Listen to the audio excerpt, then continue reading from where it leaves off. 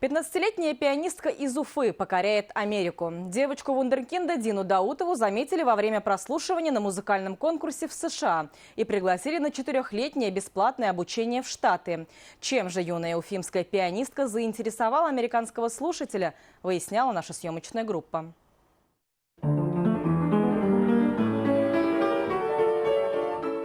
Ажурная концертная юбка в сочетании с новыми американскими кроссовками. После 3 месяцев обучения в США 15-летняя Дина Даутова прилетела в Уфу уже почти профессиональным музыкантом. Харизматичная, яркая, она показала виртуозную игру на концерте в честь юбилея своего уфимского преподавателя Татьяны Погодиной.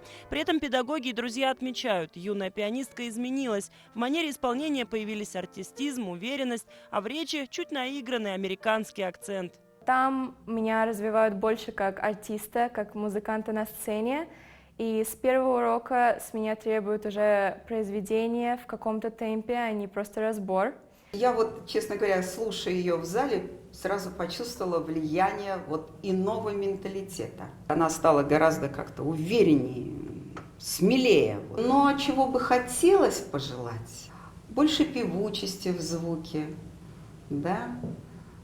То, что характерно именно для русской пианистической школы.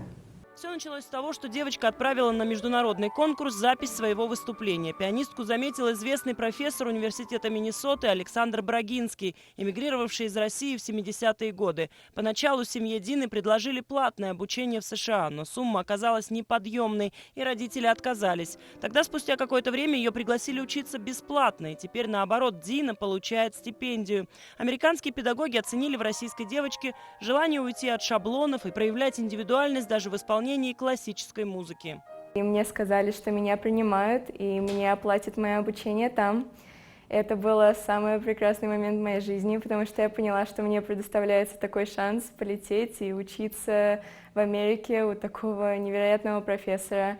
Средний специальный музыкальный колледж в Уфе, где училась Дина, стал для нее своеобразной взлетной полосой. Сюда принимают уже с 4-летнего возраста. Занятия на музыкальных инструментах каждый день от 3 до 6 часов. Здесь учат чувствовать музыку, жить ею. Иногда дети увлекаются настолько, что повреждают связки. Здесь это называется переиграть руки. Во всех кабинетах специального музыкального колледжа двойные двери для дополнительной звукоизоляции. А жизнь здесь не затихает даже ночью. Например, настройщики приходят именно в ночное время, потому что днем все инструменты заняты. На рояле очереди, они расписаны буквально по минутам. И даже для этой видеосъемки нам с трудом выделили время.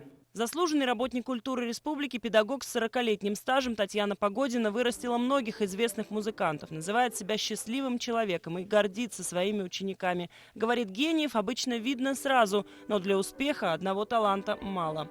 Кто-то из великих сказал, гениальность или талант – это 95% труда и только 5% способностей. У нас такая профессия, что приходится изо дня в день доказывать, чего ты стоишь. Девочке-вундеркинду из Уфы Дине Даутовой теперь предстоит учиться в США на протяжении 4 лет. Затем она надеется на поступление в консерваторию. Дина пишет собственные сочинения для фортепиано, скрипки и виолончели и мечтает когда-нибудь вернуться в Уфу, чтобы выступить с собственным концертом.